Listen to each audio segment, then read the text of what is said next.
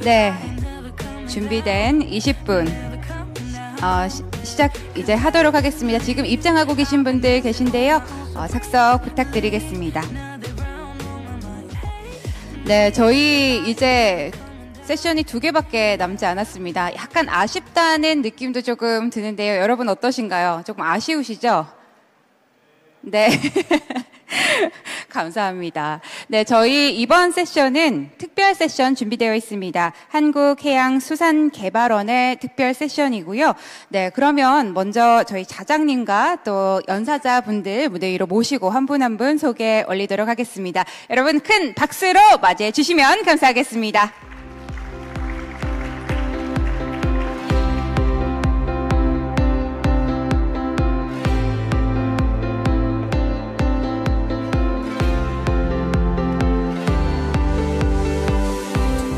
네, 올라오는데 시간이 걸리시니까요. 다시 한번 박수 부탁드릴까요, 여러분?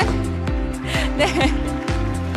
감사합니다. 제가 박수를 너무 자주 부탁드려서 좀 죄송한데요.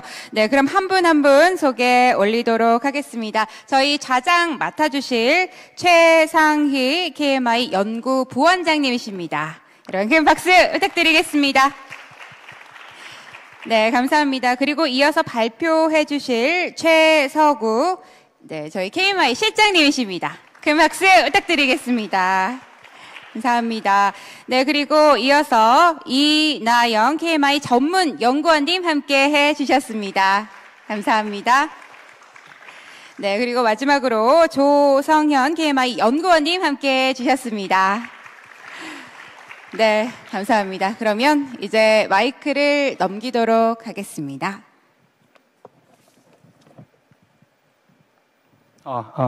예. 예, 반갑습니다. 오늘 이 세션에서는 크게 3가지 발표를 하겠습니다. 저희가 첫 번째 발표가 글로벌 항만 인프라 경쟁력 지수, 그리고 두 번째가 글로벌 항만 생산성에 대해서 각 항만들의 어떤 그런 인프라를 기반으로 한 경쟁력을 우리가 어느 정도 되는지 한번 살펴보되, 아마 이 부분은 좀 이 발표에서는 약간 좀 민감한 부분이 있어서 항만별 순위는 아마 발표가 안 되는 걸로 알고 있습니다.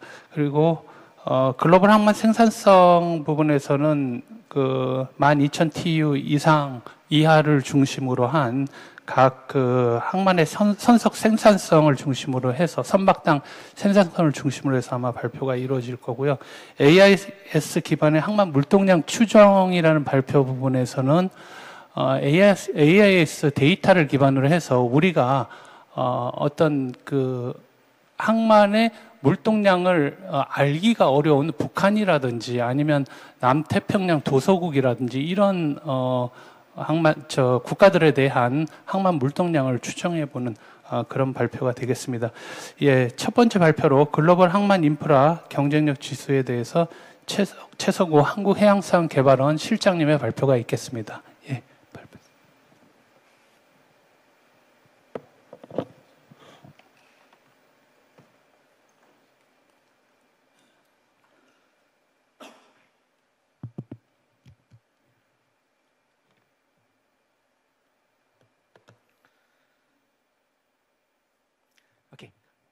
Good morning. 여러분 안녕하십니까? 저는 한국해양수산개발원 최서구입니다. 예, 제 친구들은 저를 제이크라고 부르니까 영어로는 제이크라고 부르셔도 될 것 같습니다. 먼저 오늘 이렇게 글로벌 항만 인프라 경쟁력 지수, 즉 PISI에 대해서 발표하시게 되어서 매우 기쁘게 생각합니다. 이 PISI 지수는요, KMI가 웅크타드와 경상대학교와 공동으로 수행한 프로젝트의 일환으로 개발한 지수입니다. 그리고 이 프로젝트는 한국해수부의 지원을 받았습니다. 자, 그러면 먼저 오늘 어떤 발표를 하게 될지 대략적인 내용을 말씀을 드리겠습니다. 먼저 PISI의 개발 배경에 대해서 말씀을 드리고 또 왜 개발하게 되었는지에 대한 동기를 말씀을 드리고 그런 다음에 구조와 방법론 그리고 시범 사업을 진행했을 때의 주요 결과 등을 살펴보도록 하겠습니다. 그런 다음에 향후 계획하고 있는 향후 작업에 대해서 말씀을 드린 다음 마무리를 하겠습니다. 자, 그럼 먼저 추진 배경을 보겠습니다. 항만 인프라 경쟁력 지수는 항만 성과 지표로서 특별히 세 가지 핵심 영역에 초점을 맞추고 있습니다. 바로 정시성, 그리고 안전 보안, 그 다음 디지털화입니다. 예, 이 경쟁력 지수는요, 2019년에 처음 시작이 되었고, 현재는 3단계에 접어들었습니다. 그 목표는 전 세계 항만의 인프라 실적을 평가하고, 즉 경쟁력을 평가하고, 그런 다음에 이러한 정보에 기반을 해서 보다 효과적으로 개선을 할 수 있도록 종합적인 지표를 개발하는 것입니다. 자, PISI의 개발은 크게 세 가지 단계로 나눌 수 있습니다.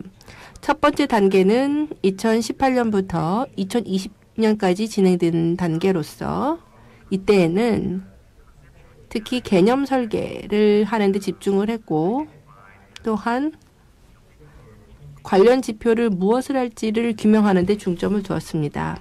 그런 다음 2단계가 진행이 되었는데요. 2021년부터 2023년입니다. 이 두 번째 단계 때 저희가 처음으로 파일럿 테스트를 진행을 했습니다. 전 세계 약 50개 항구를 대상으로 진행이 되었고요.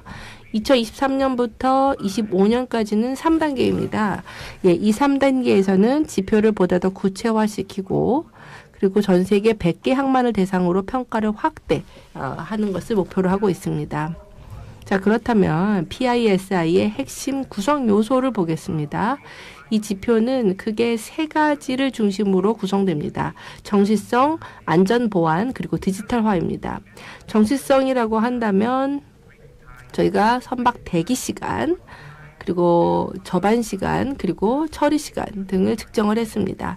안전과 보안을 위해서는요, 장비, 시설, 휴먼 팩터, 그리고 관리 관행 등을 기준으로 평가를 했고, 마지막으로 디지털화는 예를 들어서 이제 기술이나 통신 인프라 같은 이런 직접적인 측면도 평가를 하고 또 간접적인 측면으로는 국가 전략이나 인적 자본 개발 같은 측면들을 다 평가했습니다. 먼저 정시성을 평가하기 위해서 저희는 AIS 데이터를 사용을 해서 주요 성과 지표를 계산을 했습니다. 예를 들어서 평균 대기 시간, 처리 시간, 접안 시간 같은 지표들을 계산을 했고요. 이 과정을 보시면 일단은 선박 기록을 AIS 데이터에서 추출을 한 다음에 항만 내 선박의 활동을 기반으로 시간을 계산을 했습니다. 자, 그 다음에 안전과 보안 관련된 부분인데요. 앞에서도 언급을 했다시피 안전과 보안은 세 가지 하의 범주를 통해서 평가됩니다. 장비 시설, 인적 요소, 그리고 관리 관행입니다.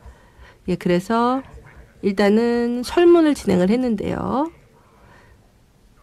1부터 5까지, 즉 전혀 동의하지 않음부터 매우 동의함까지의 척도를 이용을 해서 평가를 했습니다. 특히 CCTV, 센서 같은 이러한 물리적 장비나 기술이 잘 도입되는지, 정기적으로 유지 보수가 잘 되는지 이런 것들도 살펴봤습니다.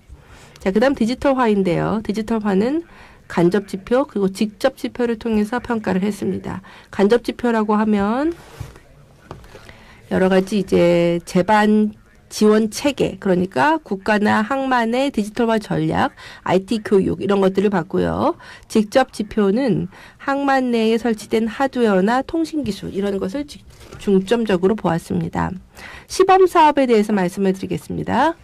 시범 사업을 위해서 저희가 전 세계 약 50개의 주요 컨테이너 항을 선정을 했습니다. 기준은 물동량과 지리적 분포를 기준으로 했습니다. 보시다시피 이렇게 동아시아, 유럽, 그리고 북미 등 다양한 지역의 항만들을 선정을 하여서 다양한 항만 여건과 사례에 대한 표본을 확보했습니다. 자, 이 슬라이드는 보시게 되면 자, 이제 첫 번째 파일럿 테스트 결과가 나와 있는데요. 일단 정시성 관련해서 보시게 되면은 동아시아 같은 경우에 TEU당 평균 처리 시간이 0.78분입니다. 반면에 북미 지역은 선박당 22.9시간의 평균 대기 시간으로 상당히 길었습니다. 이런 차이를 보시게 되면 항만 성과와의 지역적 차이가 보여지고요. 그렇기 때문에 벤치마킹이나 향후 개선을 위한 귀중한 인사이트를 얻을 수가 있습니다. 예, 그리고 여기 보시게 되면 버싱 타임, 그다음 선박당에 있어서의 대기 시간들이 있는데요. 예, 특히 이제 10.7시간 정도 되는 걸 볼 수가 있습니다. 예, 그리고 8,000 TU 이상의 선박 같은 경우에는 보시게 되면은 ATT가 46.6시간 선박당, 그리고 ABT는 선박당 39.5시간이고요. AWT는 선박당 7.2시간인 것으로 확인이 되었습니다.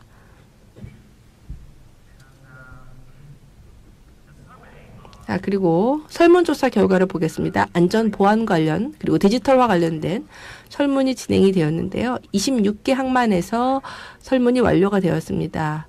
예, 그래서 이 슬라이드 보시게 되면 응답자의 분포를 보실 수가 있고요.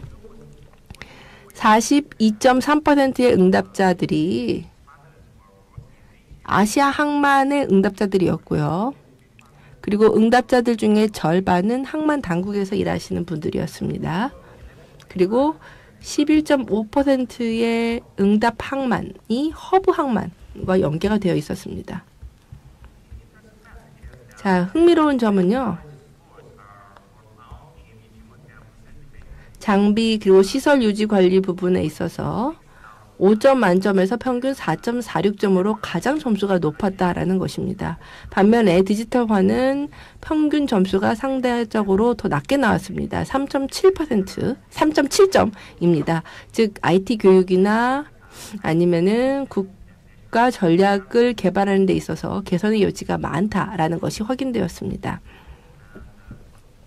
자, 그래서 향후 계획을 말씀을 드리면 이제 향후에도 이 대기시간 산정 방식을 좀 조정을 해 나가면서 정시성을 측정할 수 있는 보다 정확한 알고리즘을 개발해 나가려고 합니다. 또한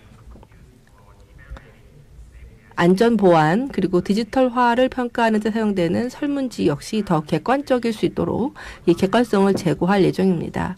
그리고 3단계에서는 전 세계 100개 컨테이너 항만을 대상으로 평가를 하기 때문에 항만 인프라의 경쟁력을 보다 더 종합적으로 분석할 수 있을 것으로 생각이 됩니다. 자, 결론을 말씀을 드리면 항만 인프라 경쟁력 지수는 다양한 이 항만 성과를 평가할 수 있는 총체적 프레임워크를 제공합니다. 특히 세 가지에 집중해서 평가를 하게 되는데요. 정시성, 안전보안, 그리고 디지털화입니다. 저희가 이제 프로젝트 3단계로 나아가면서 향후에는 지수를 더더욱 세분화시키고 고도화시키고 이를 통해 더 스마트하고 안전하며 효율적인 글로벌 항만의 발전에 기여하고자 합니다. 예, 다시 한번 경청해서 감사드리고 나중에 질문 있으시면 질문해 주시기 바랍니다. 감사합니다.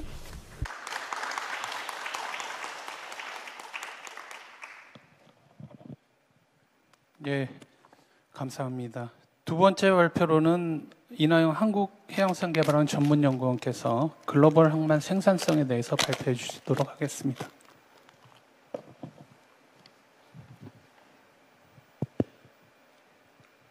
네, 안녕하십니까. 글로벌 항만 생산성 추이에 대해 발표를 맡은 KMI의 이나영이라고 합니다. 우선 본 발표 순서부터 말씀드리도록 하겠습니다.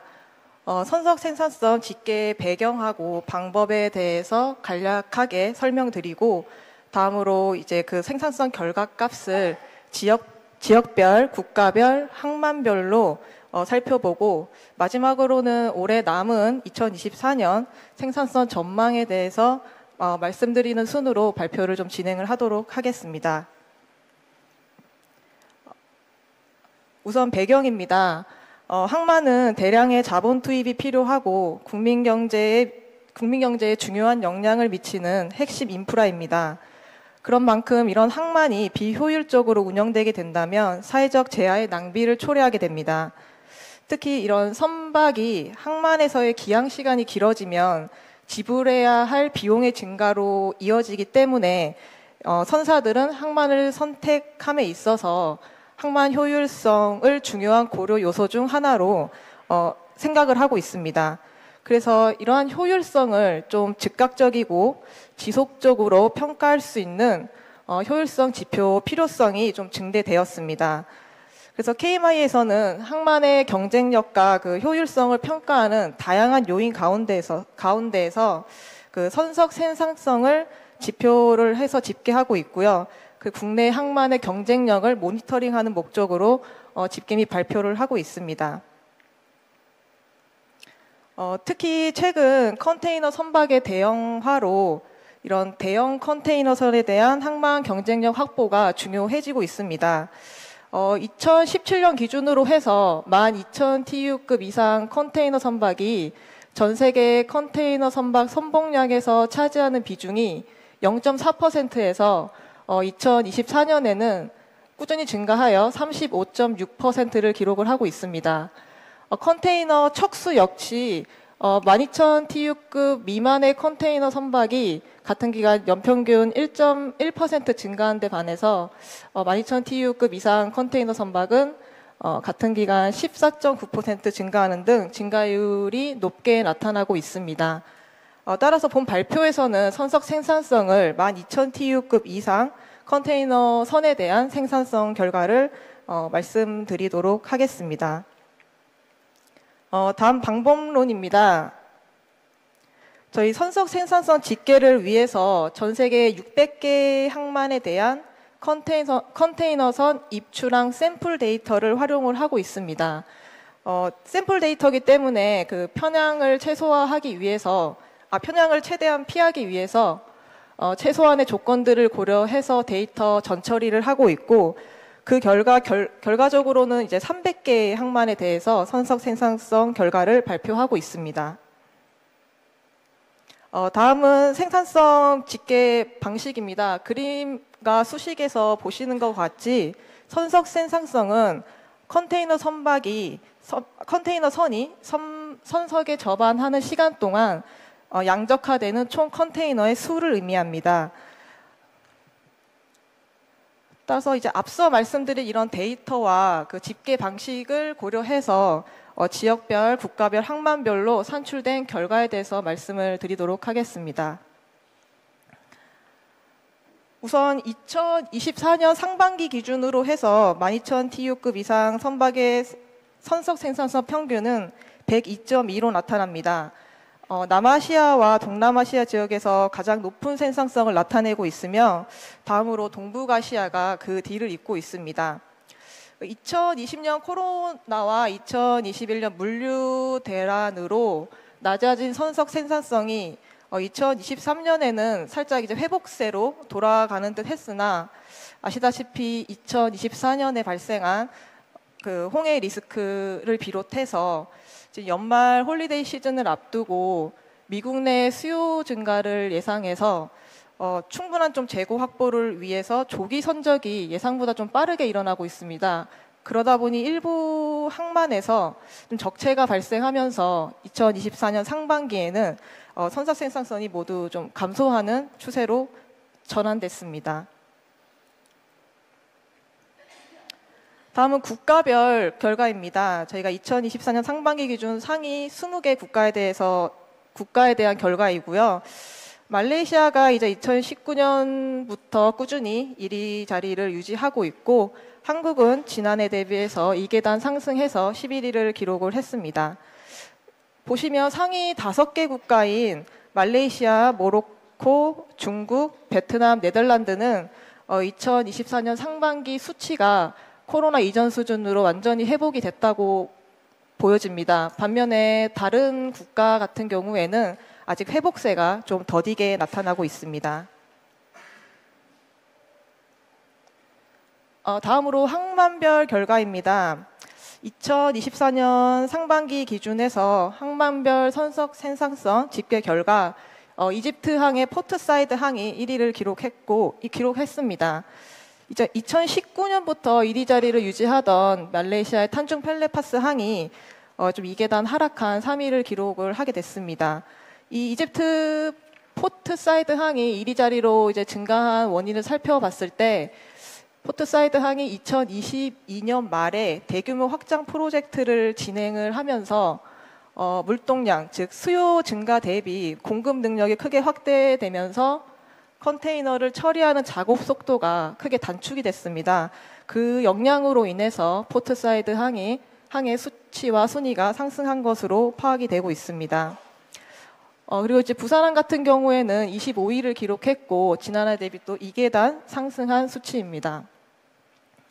좀 눈에 띄게 2024년 상반기 그 선석 생산성 수치랑 순위가 동시에 다 같이 좀 많이 증가한 항만들을 살펴보면 그 모로코의 탕헤르 메드 항과 베트남의 카이맵 항 그리고 말레이시아의 포트클랑 항이 수치랑 순위 모두 좀 크게 상승하는 항만으로 나타났습니다. 이렇게 동남아시아와 중동 지역 항만에서의 증가세가 높아지고 있는 추세 역시 최근 항만 개발에 따른 공급 능력 확대로 인한 컨테이너 처리 작업 시간이 단축된 것이 크게 영향을 미친 것으로 보고 있습니다. 추가적으로는 저희 컨테이너 2023년 기준 컨테이너 물동량 처리 상위 20개 항만에 대한 그 평균 선석 생산성 수치를 좀 따로 뽑아봤습니다. 그 20개 22항만에 대한 평균 선석 생산성 수치는 113.2를 기록했고 부산항은 이 가운데 14위를 기록을 했습니다.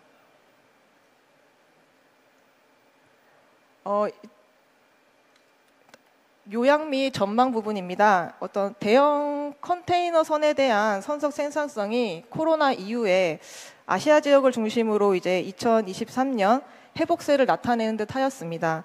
앞서 말씀드렸다시피 2024년 홍해 리스크와 재고 확보를 위한 조기 선적이 좀 증가하면서 일부 항만에서 좀 적체가 발생하면서 선석 생산성이 감소세로 다시 전환이 되었습니다.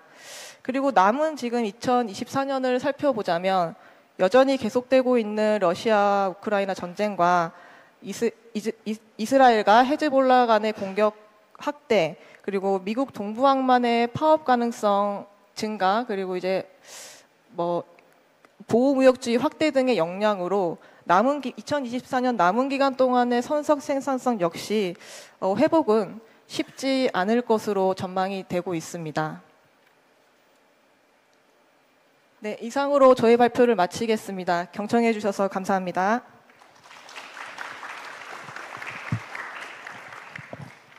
네, 감사합니다. 예, 마지막 발표입니다. 예, 마지막 발표는 조성현 한국해양수산개발원 조성현 연구원께서 AIS 기반 항만 물동량 추정에 대해서 발표를 해주시겠습니다.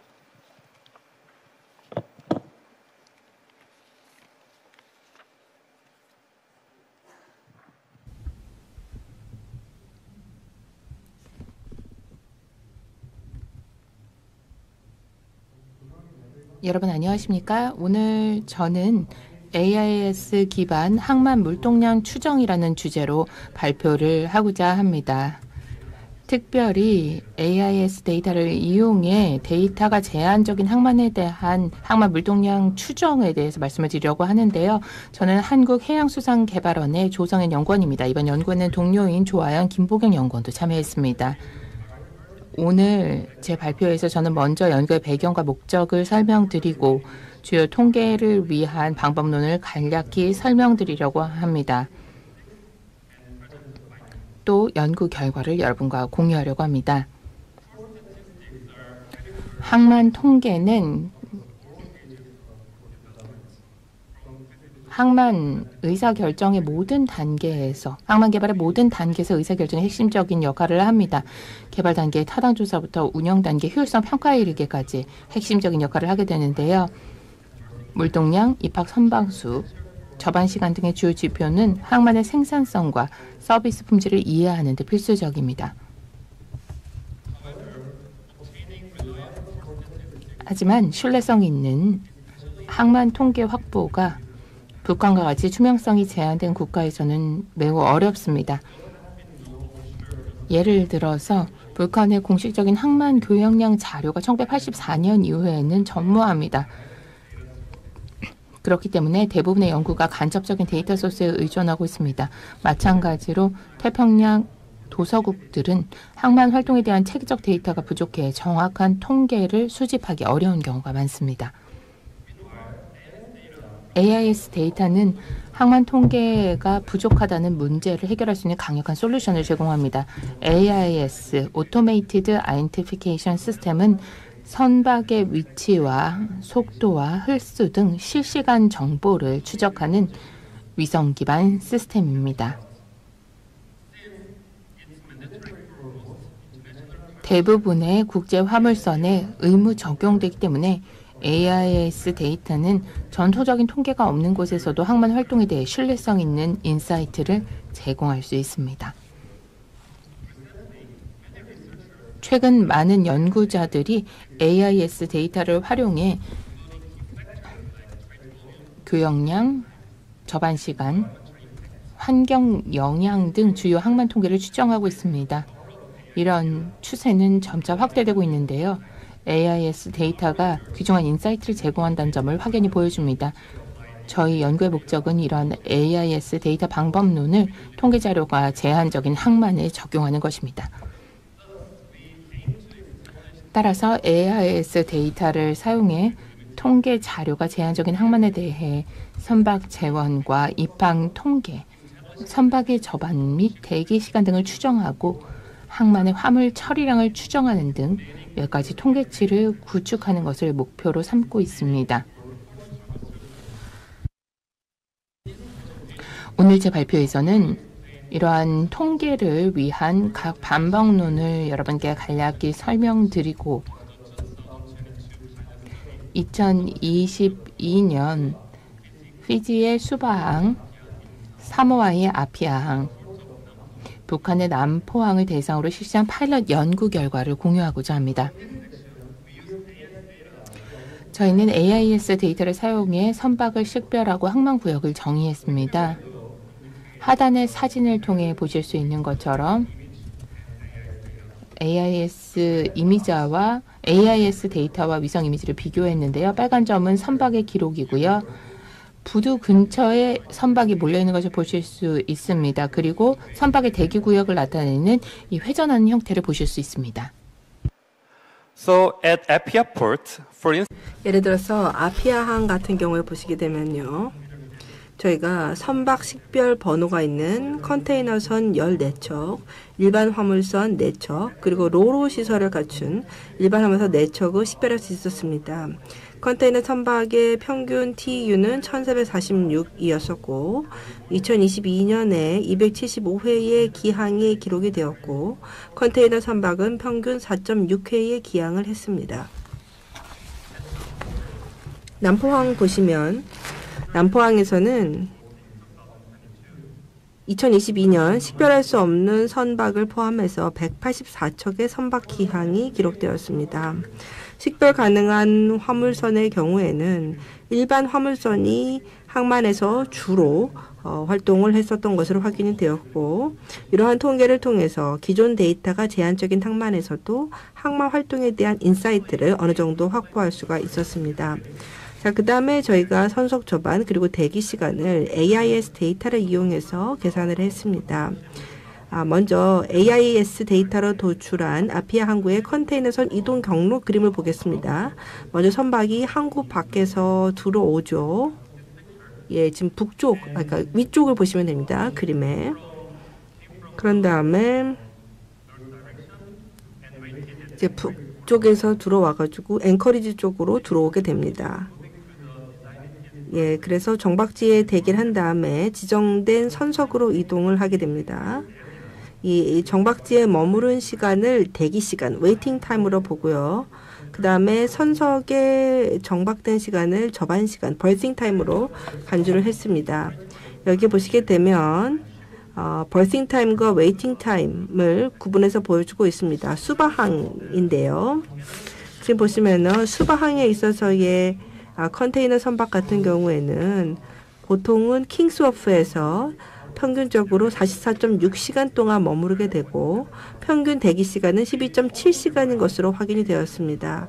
그리고 또한 어떤 선석이 활용이 되었고 대기 시간이 얼마인지도 저희가 봤습니다. 예를 들어서 킹스워프와 월루베이는 주로 벌크선이나 컨테이너선 그리고 일반 화물선 같은 화물선들이 주로 활용하는 것으로 확인이 되었습니다. 반면에 프린세스 부두는요. 어업 관련 선박 그러니까 어선, 어업 조사선 그리고 냉장 어업 화물선 같은 수산업 관련 선박이 주로 이용이 되었습니다. 반면에 구항인 모아이아루는 소형 상륙선 그리고 여객선이 주로 이용하는 것으로 확인이 되었습니다. 남포항 같은 경우에 크게 세 가지의 선석이 있습니다. 액체, 벌크 그리고 컨테이너 용이 되겠는데요. 그래서 도출된 선석 저반 시간 보시면 액체 화물 부두는 1.3시간, 벌크 화물 쪽은 136.2시간, 그리고 컨테이너 선박은 20.5시간으로 나타났습니다. 그래서 액체 화물 같은 경우에는 입항도 드물고 저반 시간도 너무 짧다 보니까 사실은 너무 짧게 나타나서 사실 이것을 그렇게 신뢰할 수가 없는 것으로 확인이 되었고요. 그래서 확인을 해보니까 대부분의 유조선이 남포항 입항하기 전에 AIS 장비로 견인을 하는 것을 확인할 수가 있었습니다. 자, 그리고 이제 마지막으로 저희가 카고 스루풋 화물 처리량을 추정을 했습니다. 5가지 모델을 이용을 해서 봤는데요. 일단은 재화 증량톤을 봤고요. 그 선박의 최대 화물 적재량이죠. 그리고 홀수, 그리고 선박 용골의 수면 아래 깊이, 그리고 블록 개수를 살펴봤습니다. 또한 수중 최적 비율도 살펴보았습니다. 선박 특성에 따라 이런 것들을 살펴보고 AIS 데이터에 적용을 했습니다. 또한 크레인 생산성과 관련해서 새로 모델을 개발을 했습니다. 보통 벌크선 같은 경우에는요, 일반적으로 기항지에서 한 가지 종류의 화물만을 싣고 목적지에서 100% 다 하역을 합니다. 반면에 컨테이너선은 일반적으로 여러 항구를 오가는 항로를 운영을 하게 되고 그래서 적재 화물의 일부만을 특정 항에서 하역을 시키고 또 추가 화물을 또 적재할 수가 있습니다. 그렇기 때문에 서비스 타임, 즉 운항 시간을 기준으로 화물 처리량을 분석하는 것이 항만의 화물 처리량을 예측하는 데 유리합니다. 특히 컨테이너 선박의 화물 처리량을 예측하는 데 이것이 필요합니다. 그래서 추정 결과를 시연하기 전에 먼저 저희가 이제 모델은 개발을 했지만 검증할 수 있는 데이터가 충분하지 못했다라는 문제점이 있다는 점을 말씀을 드리겠습니다. 그래서 저희는 국제해상 교역량과 저희 결과를 비교할 수밖에 없었습니다. 다행히도 아피아항 같은 경우 사모아 국제해상 무역량의 95% 이상을 차지하기 때문에 저희가 아피아항의 이 처리량을 프록시로 계산을 했습니다. 아피아 항구의 결과를 보니까 굉장히 흥미로웠었는데요. 컨테이너선 같은 경우에 저희가 CWI 모델을 사용을 했습니다. MS 개발을 한 것이죠. 그래서 컨테이너 처리량과 비교했을 때 약 0.98의 상관관계를 보였습니다. 일반 화물 같은 경우에는 AIS Ship2 모델, 즉 KMI에서 개발한 이 모델을 적용을 했는데 0.99의 코릴레이션이 확인이 되었습니다. 이런 결과들을 보시게 되면 항만 화물 활동을 추정하는 데 있어서 AIS 데이터를 사용할 때 상당히 효과가 있다라는 그 잠재력을 보여줍니다. 결론을 말씀을 드리면 저희 연구를 통해서 기존 데이터가 제한되어 있는 항만에서도 AIS 데이터를 사용을 해서 주요 항만의 상황을 파악할 수 있다는 것이 확인이 되었습니다. 향후에는 유사한 항구의 데이터로 모델을 더더욱 검증을 해서 이 연구의 범위를 시간적, 공간적으로 더 확장하고자 합니다. 다시 한번 경청해 주셔서 감사를 드리고요. 이제부터 청중분들로부터 질문이나 코멘트 있으면 받도록 하겠습니다. 감사합니다. 감사합니다. 자리로 오시면 되겠습니다. 네, 크게 세 가지 발표를 들어봤습니다. 첫 번째 글로벌 항만 경쟁력 인프라 지수에서는 47개 항만을 대상으로 해서 선박의 정시성 분석 그리고 안전보안, 디지털화 등 세 가지 지표를 기준으로 정시성에 관련된 부분에서는 대륙별, 선박 크기별 그리고 항만 규모별로 그 수준 차이를 좀 알아봤습니다. 그리고 두 번째, 세 번째 지표는 설문을 통해서 그 안전보안과 디지털화는 설문을 통해서 그 하위 지표별로 그 전반적인 수준을 제시를 했습니다. 두 번째 글로벌 항만 생산성에서는 세계 항만 300개 항만을 대상으로 하고요. 그 12,000 TU급 컨테이너 선박을 대상으로 이상 이하의 컨테이너 선박을 대상으로 선석 생산성을 조사 분석했습니다. 이 부분은 그 저희 한국해양산개발원에서 매년 조사해서 발표하는 부분이고요. 그 전반적인 각 연도별로 그 항만의 어떤 그 항만별 추이를 좀 알아볼 수 있겠다 이렇게 생각을 합니다. 세 번째 발표에서는 그 선박 속도라든지 흡수라든지 그리고 선박의 이동 경로, 선박 도착 접안 시간 등 그 관련 자료를 기반으로 AIS 데이터를 기반으로 해서 그 물동량 추정 모형을 개발을 했습니다. 그래서 그 물동량 추정 모형을 실질적으로 그 항만 물동량의 기본 데이터가 부족한 그 국가들을 대상으로 실증 분석을 통해서 그 모형의 정확성을 입증하였다는데 그 의미를 둘 수가 있겠습니다. 네, 이상 세 가지의 큰 발표에 대해서 저희 우리 청중 여러분들께 먼저 좀 질문을 받도록 하겠습니다. 질문하실 때는 소속과 성함을 말씀해 주시고 질문을 부탁드리겠습니다. 예.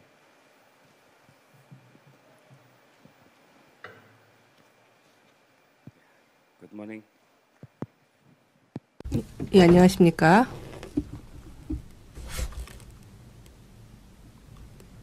잘 들리시나요?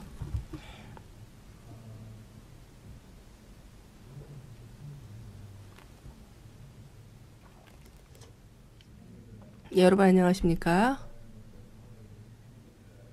저는 익바라고 하고요. 바탐에서 왔습니다. 인도네시아 바탐에서 왔습니다. 제 질문은 최서구 시장님께 드리겠습니다. PISI 관련된 것인데요. 그러면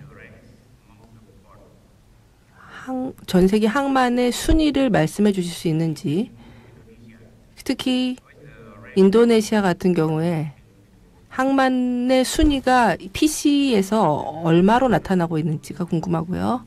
그 다음에 두 번째 질문은 이나영 선생님께 드리겠습니다. 항만 생산성 지수에서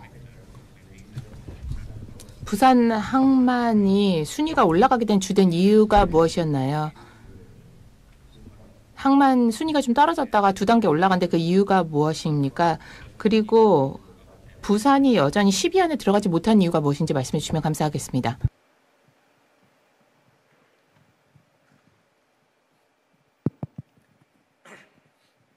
예, 먼저 그 질문 주신 거에 대해서 감사드리고요.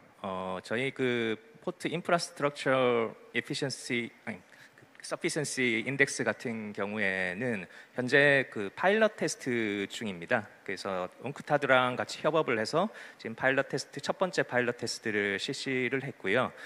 다만 이제 그 파일럿이다 보니까 아직은 그 여러 가지 이제 좀 그 더 디벨롭해야 될 그런 부분들이 많이 있습니다. 그러다 보니까 저희가 이제 파이널 리포트를 만들 때 결국 그 최종적으로는 저희가 결정한 것이 각 국가별이나 또는 이제 항만별로 그 데이터 수준은 공개하지 않는 걸로 일단 저희가 좀 잠정적으로 결론을 내렸고요. 다만 이제 전체 그 오늘 발표한 내용에 대한 풀 리포트는 웅크타드의 그 홈페이지에 들어가시면 다운로드를 받을 수 있습니다. 그래서 거기서 좀 더 디테일한 정보들을 확인할 수 있으실 것 같고요. 다만 이제 저희가 이제 그 올해 이제 그 두 번째 파일럿 테스트를 진행하고 이게 좀 성공적으로 끝난다면은 장기적으로는 이제 좀 더 그 결과치를 리포트하는 데 있어서 보다 풍부한 내용들, 특히나 각 항만 담당자 또는 국가 정책 담당자들이 좀 더 그 유용한 정보들을 얻을 수 있도록 그렇게 진행할 예정입니다.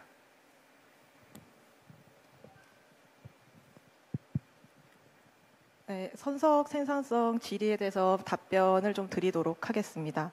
사실 이 선석 생산성을 결정짓는 데는 결정하는 것은 다양한 요인들이 이제 복합적으로 좀 작용을 하고 있습니다. 뭐 예를 들어 운영사와 선사와의 계약 문제도 있을 수 있고 선석 배정 문제도 있을 수 있고 뭐 인력과 장비 투입에 대한 문제 같은 것도 있을 수 있습니다. 저희가 앞서 발표에서 말씀드렸다시피 저희가 이 지표를 집계한 이유는 전 세계 항만의 컨테이너 선박에 대한 생산성을 집계하고 이제 그 중에서도 국내 항만의 경쟁력을 좀 모니터링하기 위한 목적이었는데 그러려다 보니까 전 세계 항만을 대상으로 동일한 수준의 데이터가 좀 지속적으로 확보할 수 있는 방법이 좀 필요했습니다. 그래서 저희가 S&P 글로벌 마켓에 컨테이너 선박 입출항 샘플 데이터를 좀 활용을 하고 있는데 해당 데이터 구조가 좀 심플합니다. 그래서 아무래도 전 세계 항만을 대상으로 상세한 데이터를 수집하는 데 좀 어려움이 있어서 구조가 심플한 편이라 앞서 말씀드린 그런 다양한 요인들을 좀 파악하는 데는 한계점이 있는 데이터입니다. 이제 그럼에도 불구하고 저희가 이제 뭐 하락이나 증가하는 원인들을 이제 뭐 업계 전문가분들의 인터뷰나 동향 정보를 통해서 파악해 본 건데 부산항 같은 경우 최근이라보다 2022년에 좀 개장하고 이제 운영이 좀 정상화되기까지 시간이 걸리는 터미널이 좀 있어서 그 해당 터미널에 이제 데이터 집계 평균 수가 그 해당 터미널의 수치가 좀 낮다 보니까 전반적으로 이제 부산항 전체 그 순위에 영향을 미친 것 같고요. 올해 이렇게 증가한 이유는 작년에 이제 어떤 특정 터미널의 어떤 그 운영 계획, 장비나 인력 투입 계획 대비해서 올해 이제 물량 증가를 예상하고 장비나 인력 투입을 증가를 운영 스케줄을 좀 변동을 했다고 합니다. 그래서 말씀드렸다시피 물량은 한 20% 만약에 부산항이 예를 들어서 물량이 한 10% 증가했다고 하면 시간은 그거보다 조금 덜 증가하면서 시간 처리 속도는 조금 빨라지면서 올해 조금 순위가 상승을 하는 경우가 있습니다. 근데 마지막으로 말씀드리고 싶은 거는 이 수치가 저희가 뭐 객관적인 경쟁력 지표로 활용될 수 있도록 계속 노력을 하고 있지만 어쨌든 생산성 지표가 컨테이너 항만의 주요한 지표이긴 한데 절대적인 지표는 아니라고 생각을 합니다. 그래서 이런 수치나 순위를 자체적인 수치나 순위를 보시기보다는 연도별 추이 다 같이 증가하고 감소할 때 뭐 본인들 항만에 대해서는 어떻게 변동되는지 그런 것들을 좀 집중해서 좀 살펴봐 주시면 의미가 있을 것 같습니다. 네, 다음 질문 받겠습니다. 네, 아까부터 여기 교수님 기다리고 계셔가지고 네. 저쪽으로 먼저 보내시죠. Thank you. 예, 감사합니다. 예, 저는 그리스 피델스대학교에서 왔고요. 두 분의 발표에 대해서 질문이 있습니다. 첫 번째는 항만 인프라 경쟁력 지수와 관련해서요. 기본적으로 이 대기 시간을 계산을 했는데 대기 시간이 사실 항만이 늘 컨트롤할 수 있는 건 아닙니다. 예를 들어서 선박 같은 경우 보시게 되면은 모선이 일단 먼저 들어와야 되기 때문에 이 항구 밖에서 기다리는 경우도 있고요. 혹은 다른 선박이 이제 피더링 되는 거를 기다리느라고 대기되는 경우도 있습니다. 그래서 이런 것들을 어떻게 반영하셨는지요. 그러니까 사실 이 항만이 컨트롤할 수 없는 다양한 변수들에 대해서는 어떻게 감안을 하셨는지 사실 이제 대기 시간을 객관적으로 평가하기 위해서 이 부분을 고려를 해야 될 것 같습니다. about the performance. 네, 두 번째 성과 관련해서요. 두 번째 발표자께 질문 드리도록 하겠습니다. 월드뱅크에서도 아마 글로벌 성과 지수를 발표하는 것으로 알고 있는데요. 근데 만약에 알고 계신다면 그 월드뱅크의 발표치랑 차이가 어떻게 되는지를 말씀해 주면 좋을 것 같아요. 선적 생산성을 이제 특정 규모 이상에 대해서 내고 있거든요.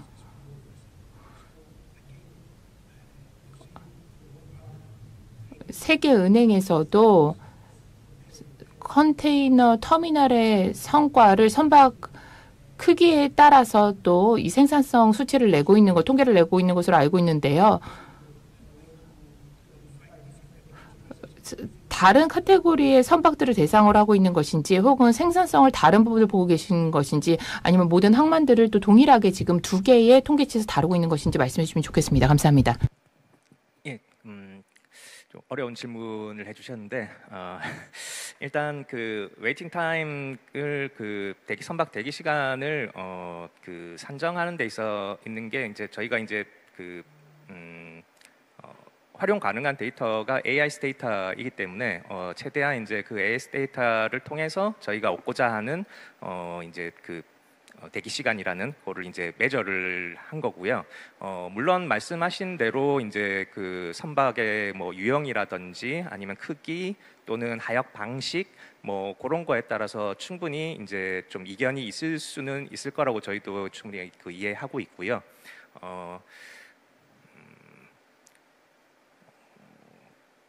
그런 것들은 이제 사실 이제 그 말씀드렸다시피 이제 계속 이제 그 데이터를 그 디벨롭하고 있는 그 인덱스를 계속 디벨롭하고 있는 와중이라 좀 전에 말씀하신 부분들은 올해 이제 그 두 번째 파일럿 테스트에서 아마 좀 더 검증이 가능할 것 같고요. 특히 그 저희가 첫 번째 했을 때는 이제 몇 년 전에 사실 이제 이거 그 작업을 했었는데 그 다행히 오늘 세 번째 발표하신 조성현 연구원이 말한 그런 그 좀 더 디벨롭한 그 웨이팅 타임 산정 방식들이 저희가 이제 계속 개발 중입니다. 그것들을 올해 이제 저희 그 PISI 세컨 두 번째 파일럿 테스트에 적용을 해서 좀 더 그 웨이팅 타임을 산정하는 데 있어서 좀 더 발전된 방법을 활용할 예정입니다.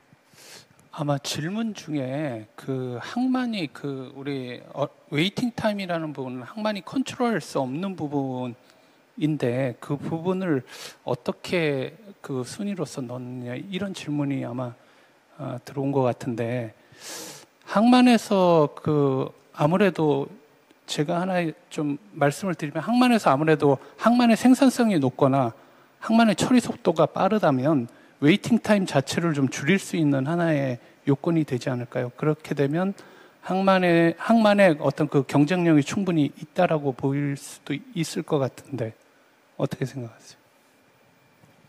네, 저희가 그 PISI의 이제 주요 컴포넌트를 이제 결정을 할 때 이제 고려했던 요소가 이제 지금 그 본장님께서 말씀하신 그런 부분들이고요. 실제 그 AI 데이터를 활용해서 항만의 입장에서 자신들의 그 퍼포먼스에 대한 측정 평가를 하고 어떤 부분에 있어서 다른 항만과 비교해서 우리가 조금 모자란 부분이 있는지 그런 것을 이제 비교 검토하는 용도로 이제 이 정시성이란 것을 개발을 했고요. 그런데 이제 이 그 지수에 이제 그 목적이 있는 것 같습니다.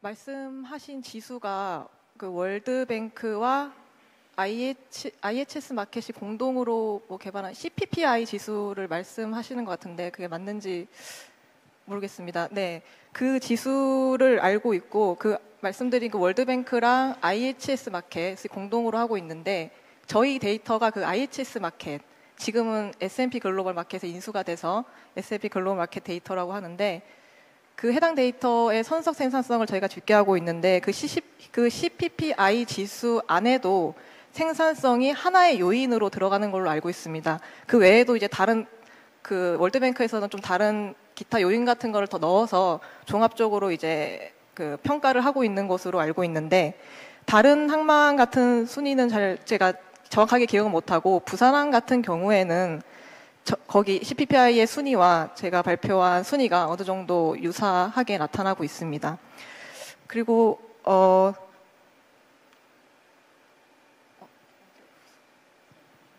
네네. 네, 답변이 된지 모르겠습니다. 다음 분 저희 질문 받도록 하겠습니다.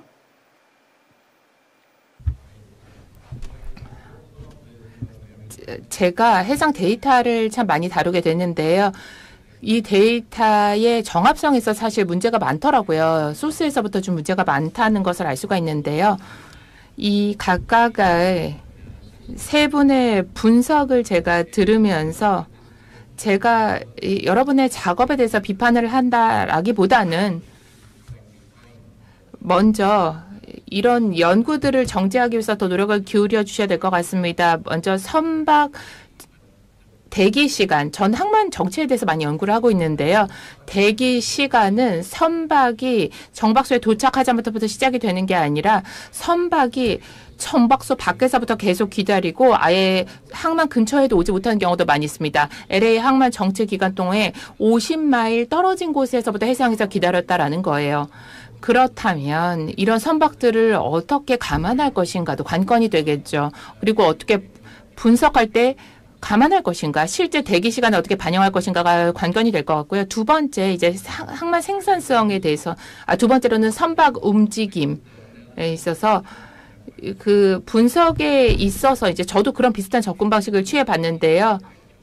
실제 선박의 이동 건수를 산정하는 게 쉽지 않아요. S&P든지 IHS든지 다 불완전한 데이터입니다. 왜냐하면 많은 항만들이 숫자를 그대로 보고를 하지 않습니다. 어떤 소스를 이용하냐에 따라서 어디에서부터 이동하냐에 따라서 또 달라지게 되는 부분도 있고요. 그런데 그렇기 때문에 순위에 대한 의문이 제기될 수밖에 없습니다. 말레이시아 항만과 싱가포르 항만을 비교했을 때 성과에 있어서 확연하게 차이가 나는데 그런데 이게 실제 성과와 순위상의 성과가 일치를 안 하는 부분이 있어요. 그러니까 결국 데이터 소스가 관건이 아닐까 하는 생각이 듭니다. 세 번째 이제 발제에 대해서 말씀을 드리면 소형 항만뿐만 아니라 제재 조치를 맞닥뜨리고 있는 국가들, 북한 같은 국가, 이란이나 러시아 같은 국가의 항만들도 마찬가지입니다. 이 제재 국가에 입항하는 선박들은 AIS를 켜지 않아요. 그러다 보니 이 데이터는 빠지게 되는 거죠. 이런 모든 것들이 사실 이런 분석들은 굉장히 유용합니다. 그런데 제가 조금 염려가 되는 부분이 이런 분석을 사용하시는 분들이 이 연구에 있어서 어떤 결함이 있다는 부분을 간과할 수도 있다라는 거죠. 그래서 제가 좀 말씀을 드렸습니다. 예, 그 코멘트 되게 감사드리고요. 저희 그 PISI 지수에서 이제 대기 시간을 산정하는 데 있어서 방법론이 사실 그 첫 번째 저희가 파일럿 테스트를 할 때는 결국 여러 이견들이 있었는데 근데 최종적으로는 가장 좀 단순한 방식을 사용을 했었습니다. 그래서 지금 그 첫 번째 파일럿 테스트에서 나온 결과는 사실은 이제 그 전체 턴어라운드 타임에서 벌싱 타임을 뺀 게 이제 사실 웨이팅 타임으로 산정을 했었고요. 다만 이제 그 이후에 여러 가지 이제 피드백도 받고 하면서 올해부터는 이제 그 좀 웨이팅 타임을 산정하는 것을 별도로 하나의 알고리즘을 만들어서 결국 산정을 하고 있습니다. 그래서 결국 앞서 잠깐 소개를 드렸었는데 웨이팅 타임 산정하는 데 있어서는 먼저 이제 그 선박이 대기하는 앵커리지에 대한 그 정보가 필요하고요. 저희 나라 대한민국 같은 경우에는 사실은 그 앵커리지에 대한 그 정확한 위경도 정보가 존재를 합니다. 예, 그러다 보니 사실 좀 더 정확한 웨이팅 타임 베슬들의 웨이팅 타임 산정이 가능한데 사실은 이제 그 기타 많은 이제 다른 나라들과 그 항만들에서는 그런 정보가 불확실한 경우가 상당히 많이 있습니다. 예, 그러다 보니까 사실은 저희가 이제 그 위성 정보를 이용해서 실제 그 베슬들이 어디에 많이 이제 그 정박하고 있는지 그것을 이제 확인을 하고 그 에어리아를 전체 이제 저희가 그 인위적으로 좀 그 한계를 설정을 해서 그 앵커리지를 설정을 해서 그렇게 이제 거기에 한정된 그 애들이 이제 거기서 그 대기한 시간을 저희가 최종적으로 웨이팅 타임으로 산정을 하려고 하고 있습니다. 네, 그리고 그 말씀하신 것 중에 이제 그 저희 굉장히 와닿는 게 사실 이제 저희가 데이터 핸들링하는 그 업무를 담당을 하는데 결국 이제 그 완벽한 데이터는 존재하지 않는 게 사실은 그 그 분야의 그 룰인 것 같습니다. 네, 그래서 최대한 저희가 그 뭐 데이터로부터 최대한 그 유용한 정보를 뽑아내려고 하는 것이 저희 이제 연구자들의 그 몫인 거고요. 다만 이제 그 그런 그 피드백들은 항상 저희한테 굉장히 큰 도움이 되기 때문에 오늘 말씀 주신 것들은 저희가 충분히 좀 더 논의를 해볼 수 있을 것 같습니다. 감사합니다. 그 AIS 데이터를 활용을 하면서 저도 대기 시간이나 혼잡에 대한 연구를 진행을 하고 있습니다. 말씀하신 대로 그러니까 오피셜하게 이제 정해진 정박지 밖에서 그 대기하고 있는 선박들이 뭐 LALB 항은 당연하게 이제 정책적으로 그렇게 지정을 한 거기 때문에 당연하지만 그 실제로 그런 정책이 없는 항만도 마찬가지로 이런 정박지의 시설 사용료를 피하기 위해서 외항에 있는 어떻게 좀 접안할 수 있는 정박지가 있다면 그쪽에 접안하는 것도 부산항의 케이스도 저희가 좀 많이 확인을 할 수가 있었고요. 또 심지어 어떤 것에 정박하지 않더라도 외항에서 저희는 KMI에서는 드리프팅이라고 많이 이야기를 하는데 외항에서 이렇게 표류하면서 대기하는 그런 선박들도 많이 확인을 했습니다. 그래서 일단은 저희가 뭐 슬로우 스티밍 부분까지는 반영을 아직 하지는 않았지만 그런 이제 최대한 바깥에 있는 그 선박들도 대기 시간에 반영할 대기 시간에 어쨌든 항만의 그 혼잡으로 인해 발생한 대기와 관련이 있다면 그 부분도 포함을 시키는 게 맞지 않을까라고 지금 고민을 해서 그쪽 부분으로 좀 알고리즘을 개발하고 있는 중이고요.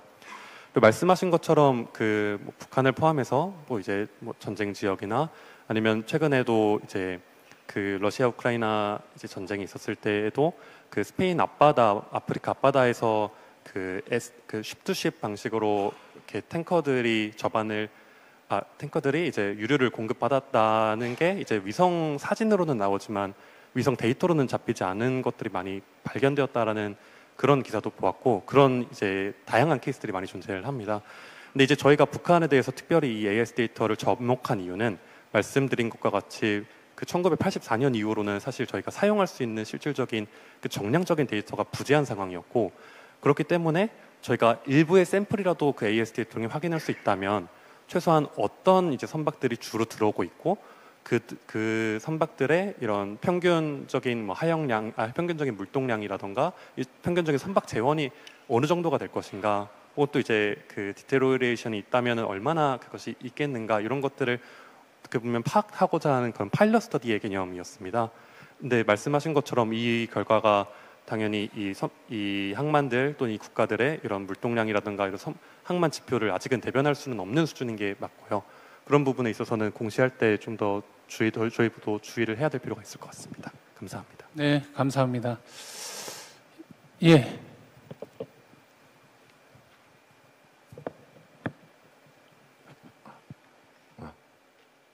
안녕하십니까. 저 부산시 해운항만과 이정훈입니다. 우선 저 한국해양수산개발원에서 발표하신 발제 주제 굉장히 잘 들었고요. 이게 흔히 말해서 글로벌 항만 인프라 경쟁력 지수를 이번에 발표하시다 보니 약간 세계적으로 약간 관심이 굉장히 높으신 것 같습니다. 저도 이거 관련해서 몇 가지 질문을 좀 드리고 싶은데요.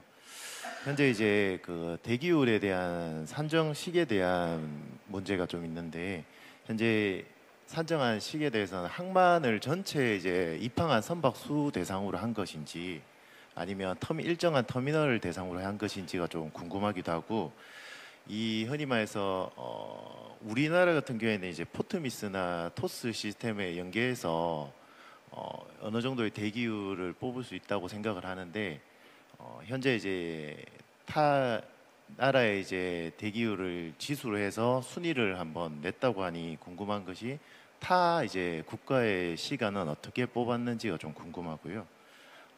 왜냐하면 이제 AIS 기반으로 했을 때에는 흔히 말해서 정박지에서 급유라든지 선원 교체 인원들의 문제로 인해서 대기하는 선박들이 많이 있거든요. 그런 경우에는 이 항만에 대한 대기율 산정에 들어가야 될 부분인지, 우리나라 같은 경우에는 이제 포트미스상 신고를 하는 부분이 있기 때문에 이거를 산정할 수 있는데 이런 부분이 조금 의문스럽기도 하고, 그 끝으로는 이제 흔히 해진공에서 KCCI나 이런 걸 지표를 정기적으로 발표해 주면서 저희가 정책적으로 활용을 하고 있는데, 만약 이 지수도 혹시 정기적으로 발표할 계획이 있으신지, 이 지수에 대한 신뢰성 확보는 또 어떻게 하실 것인지에 대한 계획이 조금 궁금합니다.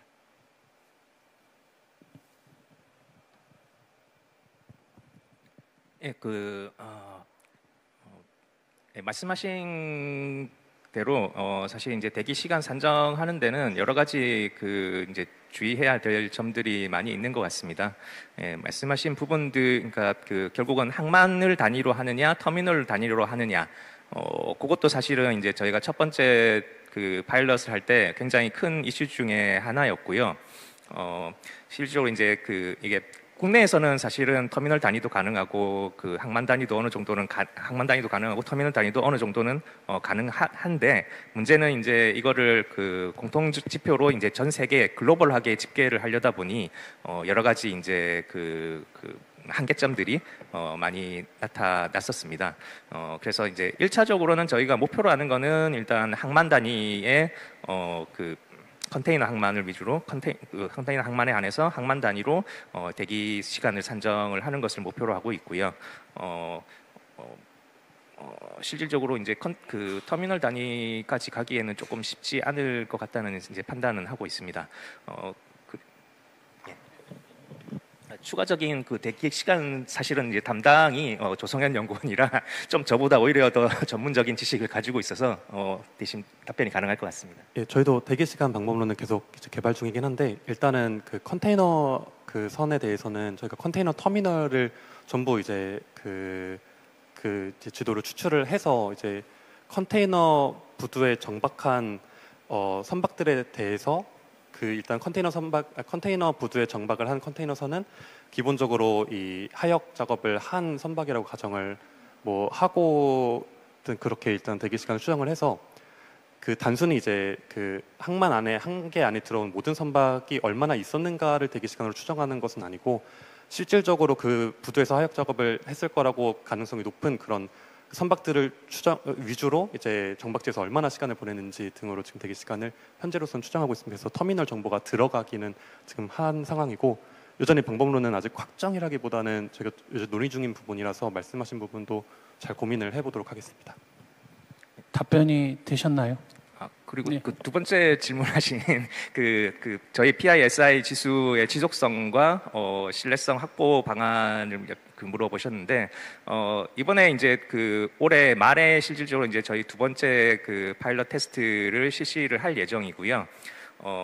이번에는 1차 때보다 훨씬 이제 대상 항만 수를 확대해서 좀 더 신뢰성을 높이고자 하고요. 그리고 특히 사실 이제 정시성 같은 경우에는 정량적인 데이터를 활용하기 때문에 크게 이제 방법론적으로는 디벨롭할 게 여전히 많이 있습니다만은 어느 정도 이제 신뢰성이 확보가 가능한데, 저희가 이제 안전 및 보안이나 디지털화 같은 경우에는 설문 베이스다 보니까 사실 방법론 상에서 근본적인 좀 한계점들이 있기는 합니다. 그래서 다만 이제 올해 설문에서는 아까 보여드렸던 설문지보다 훨씬 좀 보완이 많이 된 그런 설문지를 지금 작성을 하고 보완을 하고 있는 중이고요. 특히나 이제 각 수준을 평가하는 데 있어서 모든 담당 평가 대상자들이 좀 더 객관적으로 자기 항만에 대해서 평가할 수 있도록 세부적인 가이드라인 레벨 1부터 레벨 5까지 가이드라인을 제공할 예정입니다.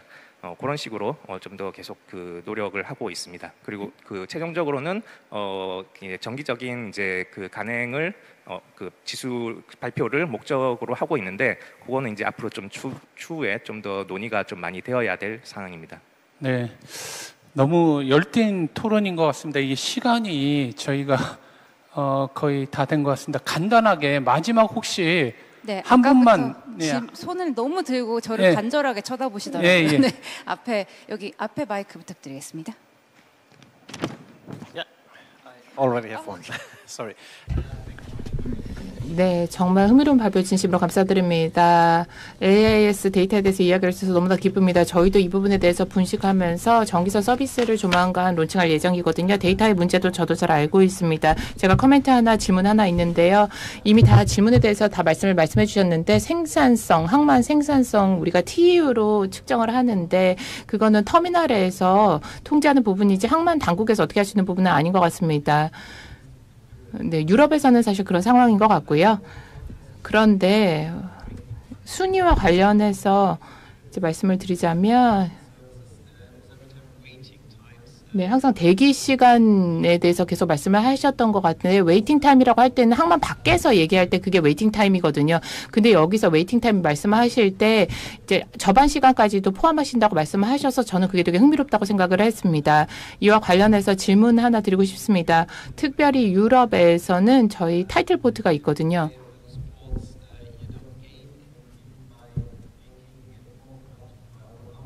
그러니까 생산성을 높인다고 해서 더 얻을 수 있는 게 없어요. 일단 시간을 12시간 반, 그러니까 조수 간만에 차가 있어서 그 시간 동안에만 항만을 쓸 수가 있어요. 그래서 순위를 이제 분석하실 때 있어서 이렇게 조수 간만에 차가 있는 항만까지도 다 포함을 시키셨는지, 이런 항만들의 생산성에서 이런 부분 감안을 하셨는지 궁금합니다. 왜냐하면 조수 간만 차가 있기 때문에 결국 그게 제약으로 작용하는 거거든요. 질의해 주신 그런 조수 간만의 차를 고려해서 순위를 산정하지는 못했습니다. 앞서 첫 번째 질의해 주신 분께 답변을 말씀드렸는데 전 세계 이제 컨테이너 항만에 대해서 경쟁력을 평가하기 위해서 좀 데이터를 동일하게 좀 지속적으로 확보하기 위해서 그런 데이터 소스를 좀 찾다 보니까 좀 단순한 그냥 정말 선박이 부두에 접안하는 시간 동안 총 양적화되는 컨테이너 밴수 딱 이렇게만 저희가 지금 고려하고 있고, 지금 저희가 그거 외에도 어떤 암벽의 길이라든지 실제로 그때 투입된 뭐 장비의 대수라든지 이런 것들을 추가적으로 좀 요인으로 이제 고려할 수 있게끔 하려고는 지표를 좀 더 보완하려고 지금 계속 연구 중에 있습니다. 그래서 향후에는 이제 그런 것들을 보완해서 발표를 할 예정이니까 좀 관심 있게 지켜봐 주시면 감사하겠습니다. 네, 그 웨이팅 타임에 접안 시간이 포함된 개념이라는 부분에 대해서 한번 얘기를 해주시죠. 예, 저희가 그 사실 접안 시간 그 1번 연구인지 3번 연구인지 어떤 연구를 두고 말씀하시는지 정확히 모르겠는데, 저희가 그 사실 그 접안한 시간은 직접적인 웨이팅 타임으로 보지는 않습니다. 오히려 약간 저희 서비스 타임이라고 따로 구분을 해서 그 부분에 대해서도 똑같이 이제 혼잡도와 얼마나 영향이 있었는가, 물론 이제 뭐 장치장이 이를테면은 컨제스션이 심하게 일어났으면은 뭐 서비스 타임 또한 길어지는 게 맞으니까요. 그 트렌드를 보고 있긴 한데 그 아까 1번 연구에 들어가는 그런 부분이나 또 저희가 보는 거나 웨이팅 타임으로서 사실 서비스 타임을 넣지는 않습니다. 다만 서비스 타임 또한 중요한 변수로서 고려를 하고 있는 건 사실입니다. 네. 장시간 동안 저희 그 발표자들, 그 다음에 질문해 주신 분들, 우리 모든 청중 여러분들께 감사의 말씀을 드립니다. 예, 이것으로서 이번 세션 마치도록 하겠습니다. 감사합니다. 네, 좋은 발표 너무 감사드리고요. 네, 이제 자리로 돌아가 주시면 되겠습니다. 이 정도 질문이라면 내년에는 저희 일주일 동안 BIPC 해야 되겠다라는 생각이 들면서요. 정말 많은 질문 그리고 또 좋은 답변 다시 한번 감사드립니다.